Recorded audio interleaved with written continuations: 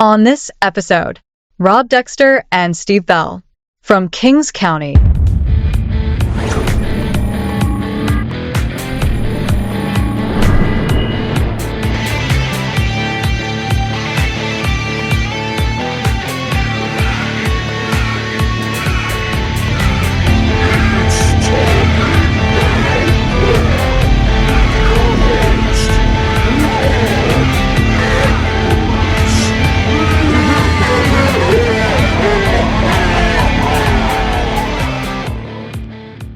All right, today's guest is originally from Long Island, New York, now based in Orlando, Florida. The band Kings County creates a hard-hitting rock and roll with an infectious hooks. Here to chat with us about their latest single, What Now, we have Rob and Robbie Dexter and also Steve Bell with us. Everybody's here in the house today from Kings County. Guys, how's it going, man? Hey, Rob. How's it going? Good. How are you, brother? Thanks for having us. Definitely. I know we had some issues before trying to get this lined up, and I'm glad we can weather that storm and everything that was going on, so to speak. But I want to start out and talk a little bit about the new track here, What Now? So I was reading a little bit about it. I'm not sure if Rob, you want to start, or Steve, you want to start. So this was originally a demo, I guess you guys had a while back. Right. Kind of decided to revisit it, maybe rejuvenate it a little bit with Chuck Elkasian's help. There was a song we originally demoed in 2019, and it was one of those songs. It was really good, and hey, let's put it to the side. We'll work on a new song. And the years kind of went by, and we're like, we need new material. Let's bring back What Now? And here we are. It just came together so good, right, Steve? Yeah, it was a case where we always knew it was a good song, right? But it just didn't have all the elements there. And I think, Robbie, you'll agree with me too. It's, having Chuck and having that great production behind us, that's one part of the team. Yeah, that's one part of the team that, always seems to put it over the edge. And that was the case for sure with What Now. Yeah, I mean, sometimes you need that third party, right? Just to kind of look at it, from a different perspective for you. Sometimes give some input, maybe make some changes, or let you think about it, in a different way, if you will. I know a lot of times, a great producer can definitely do that for any band. Chuck has a great term. He calls it demo-itis, because you're so used to the demo that no, we can't. Yeah, we talked about that before when he was out. Yeah, we can't change it. But he's the outside listener giving you, really good advice. Right. Yeah, it definitely pushes the process along. Like I said, it's the finishing touches, because we agreed that this was a song that we both liked. And, it's just something that we needed that secret element, really, Chuck, to go in there and kind of seal the deal for us. Yeah, definitely think he did a great job for you guys with that. And also, let's talk a little bit about, so the band's undergone some evolution here now. Rob, you got your son here, Robert, here playing bass with you. Tell me how this came about. Very cool. I'm loving that. Well, it was probably about a year? September of last year, yeah. Yeah. He just started picking up the bass. And I don't know, with these younger generation, they learn so quick. Everything is very fast now. Yeah. Gotta be it's very like this. Yes. I mean, what I took years to do, Rob was like, all right, got it. I was like, wow. Yeah. So let's bring him in. Yeah. Inject some youth. Yeah, definitely. That was definitely a great idea for sure. So Robert, I wanted to ask you about your influence here. Obviously, your father was your first influence. Other bass players and stuff that came to mind that really kind of drove you to do this? Paul Gray from Slipknot, he died. Yeah, he was a great bass player. I look up to him. He's really good. I really like how he plays and all that. So, yeah. Very, very cool. So another thing I want to talk to you about, and maybe you can speak to this, Steve, is you guys put together the new video for this, and they're calling it was the do-it-yourself project. You guys kind of returned to your roots, doing your own video shooting for this in Tampa at a soundstage, I guess. Yeah, it was always a good experience. That's one part of the whole process that we really like, because obviously it's a digital age, right? I mean, people are on their phones or on their computers, so we always try and put our content, especially when it comes to videos. We always try and put our best foot forward with that. And this one, yeah, we took a homegrown kind of approach to it, but it was well thought out. Rob's got a great overall macro vision about stuff. He can picture things in his head and really bring it to fruition. And this was definitely a case where it was kind of sparse lighting, but we had a lot of blinking lights. It was dark, so it had a cool atmosphere. It was definitely a cool atmosphere. It wasn't quite as epic as the few previous videos that we had taken on over the last couple of years. But yeah, I think the results they're powerful. We're really digging the results. That's for sure. Yeah, very, very cool. It's still so important, and I don't know if everybody realizes that it's still important to have that video for your track to highlight it. And, some bands are doing different things with it. I just spoke to Carmen Apiece. He's doing the AI route, which actually turned out pretty cool for him. Some people are giving him some negative feedback on it, but I thought it actually turned out pretty cool. So sometimes you got to try new things and mix it up. I mean, it's great to do the big production, with the top-notch directors, but they're very costly. There's a lot of time involved. So sometimes it's better to go real basic and just keep it raw. Yeah, and you can get all your friends in on it, and just make it a fun event. I was just seeing Lorraine Lewis is going to be shooting a video in LA, and she's just inviting everybody to come on down or bring their cars and do that. I was like, that's a great idea. That sounds like a lot of fun, kind of like the early videos in MTV days where it was kind of just like that, right? It was just fun. And a lot of times, YouTube, we like to make crazy videos, really over the top. And a lot of times YouTube will shut it down. Really? Because it's too, if you try to do ads or promote it, they'll shut it down because of maybe it's too over the top. And that kind of works against you. If you're a really big band, you can get away with it. But when you're really trying to push a upcoming band, you got to play it safe as far as you do. Yeah, it's interesting you bring that up, because I was just reading today, so back in the day, obviously Van Halen was huge in the 80s. And when they first came out with the Pretty Woman video, MTV wasn't too happy with it. Right. I guess I really didn't see a lot of issue with it, but obviously I'm not a worldwide audience myself. So I guess they took some issues with that and chopped it down. So I guess that's definitely something you have to think about, obviously, when you're creating these things, right? Yeah, absolutely. If you keep it just the band, a kind of a live performance, you're good. You'll get away with it. Yeah, I think that's always the best bet, just to showcase the live experience, because that's what it's all about.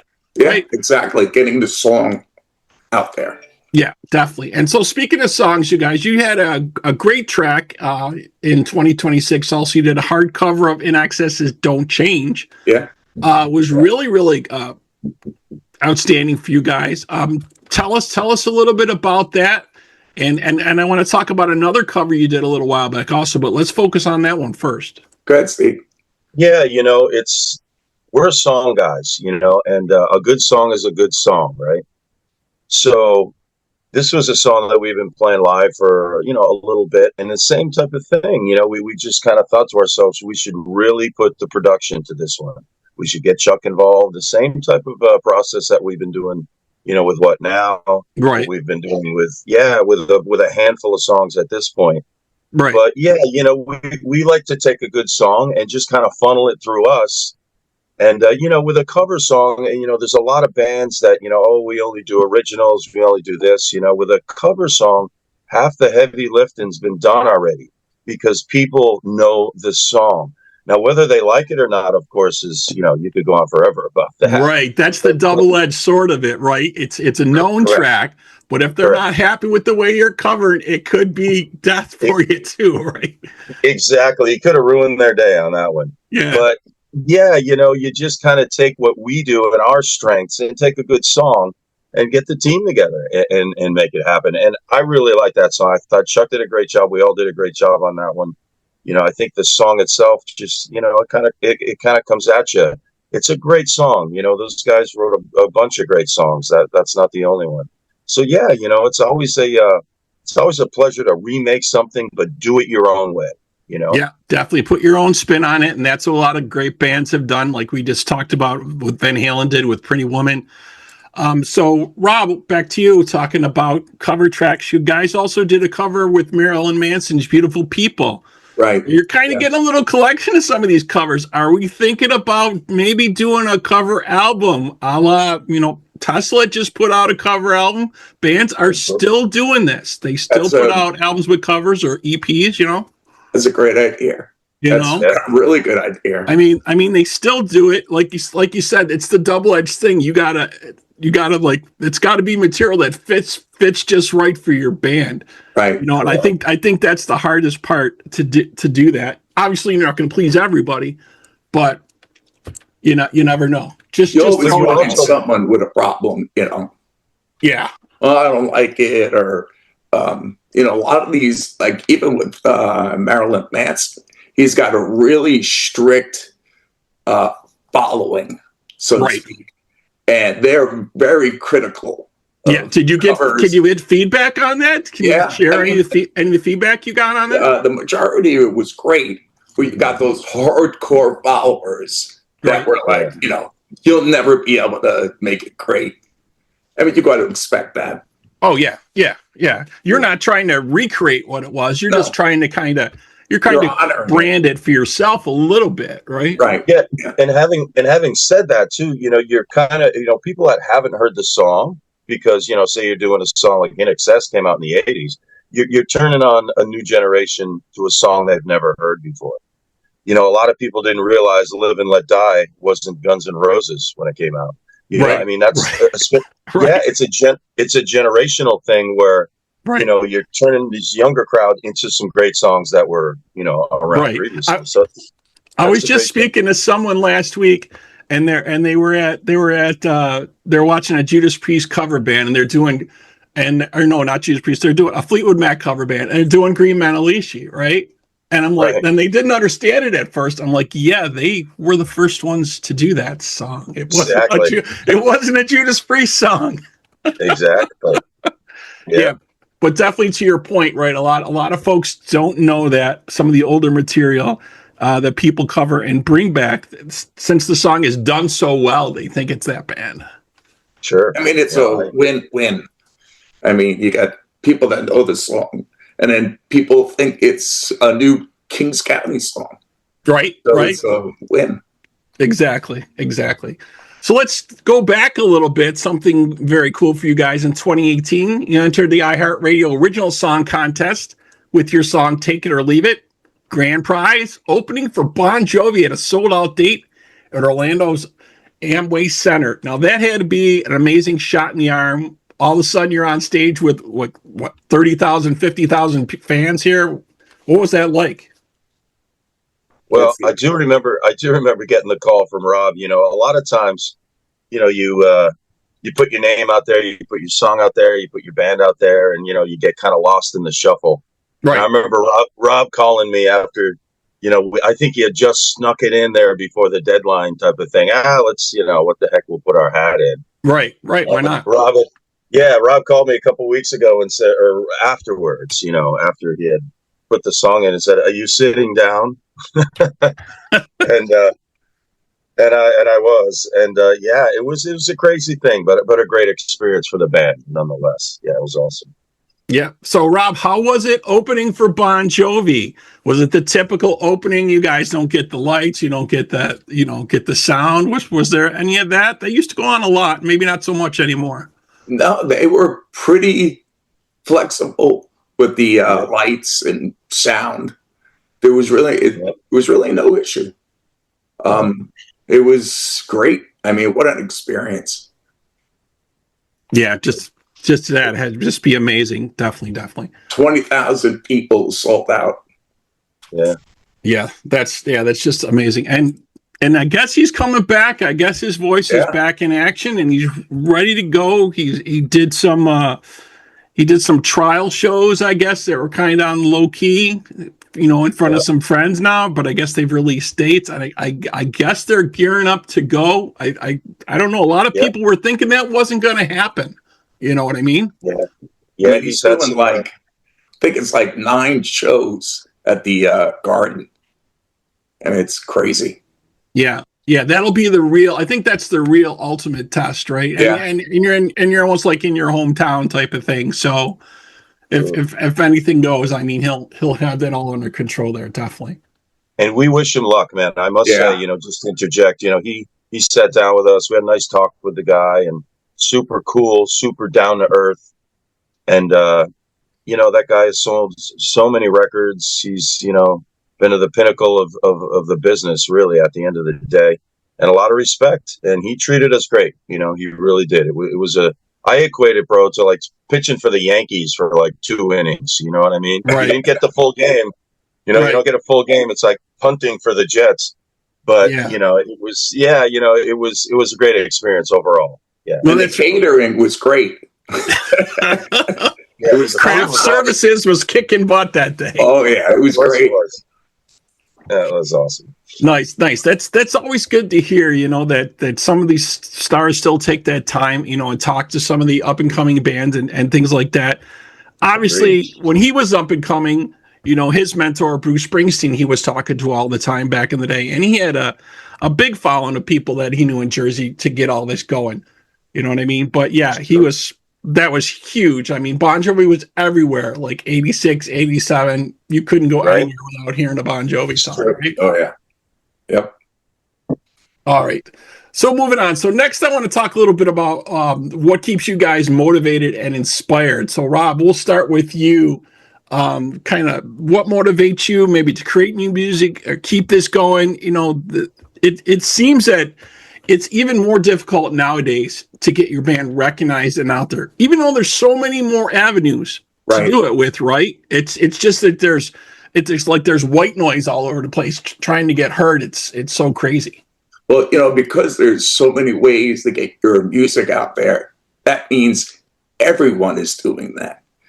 I think they say it's like 10,000, maybe more songs a day uploaded to Spotify. I mean, it's just bombarded with new music, which is great. But, they say 99% of it is garbage. So, just try to put out great music. We really enjoy writing, creating new songs. So, that's we keep the ball rolling. And hopefully, we got a new song coming, which is really going to kick ass. It's really cool. Hopefully, probably in a month, we'll release it. But just keeping the train rolling. Yeah, definitely got to have new stuff and new things happening. So same for you, Steve. What keeps you motivated and inspired just to keep this train moving along? Yeah, a lot of things do, I think, primarily it's the music, of course. That's what we do. We put out songs. It's never boring. There's always avenues and places you can go mentally, physically with music. So it's really about keeping the process. It's like anything, it's like a trainer, it's like a boxer, it's anybody. You got to keep doing your craft, right? And it's not going to be a beautiful day every day. You're not going to come out with the results every time. This takes work. And I think that's one thing about Rob and me is that we're willing to go through the process to get the results that we want. And whatever that is, and a lot of people are, they can be super rigid about whether it's their guitar tone or whether it's a lyric or whether it's people aren't listening to your music like that. And you got to remember that. It's really about the whole picture, right? Right. I mean, what I always like when artists, say, when they're working with artists, you should play to the song. You don't want to overplay it. You should play to that song, to whatever fits to that song, right? Correct. And to your abilities, because everybody can't do everything, right? So there's always going to be a point where, you know, you're going to have to make some concessions here and there. But, you know, Rob and I think very similarly when it comes to the music that we're putting down and what we're trying to create as a whole. And I think that's a big thing, is understanding the big picture and not getting bogged down by the little stuff, you know, and kind of just, I don't know, it dilutes the creative process in my eyes, you know, and be able to, you know, have your ears open and, yeah, just work hard at it. You know, passion comes through if it's true, you know, and I think that's one of the things that, you know, we do approaching a song, you know, having kind of a vision of what we're thinking with this song. And I really enjoy the team aspect about it, you know, the production side with Chuck and Rob and me, and getting the musicians together and make everything happen. So, yeah, it's always great to hear a finished product, and it never gets old. It really doesn't, you know, when it comes to, you know, the process, number one, and number two, you know, seeing the results is always great, and people's reactions, of course. Right, definitely. When you get the reactions, you get the streams, or you get when you're live and you get those people singing your songs. I think that's got to be the most profound, outstanding thing, singing your songs back to you, right? Oh, yeah. It really is. Even if they don't realize that, we can tell that they're singing the lyrics, you know. It's yeah, you're right. You're absolutely right. That's definitely seals the deal. We did something right. For sure. So, Rob, what's up next? You said, you know, there's a new track coming, but you guys have any dates or shows you want to talk about? Anything in the pipeline or happening with that? Well, we pretty much play 3 times a week. We constantly play all through Florida, Alabama, Georgia. So every week we're doing shows. So, I mean, it's great. Florida, there's a lot of coastline, a lot of venues. So we just pop out, which is great for us because, you know, you're really honing in on your craft, playing live as much as possible. Yeah, definitely. So if people want to know the dates, should they check the website or the social, or where should they go? Usually we have our dates on our Facebook, which is Kings County Band. So it'd be facebook.com/Kings County Band. All right, very, very cool. So, folks, you can check out that, and you can stream the new single, What Now, from Kings County. All right. So that wraps up this episode of Talking About Rock. Thank you to my guests today, Kings County, and to our fans out there. We hope you're doing your part by keeping the torch alive and supporting live music wherever you are. Guys, again, thank you so much. Thanks, Rob. Thank you, brother. Appreciate it.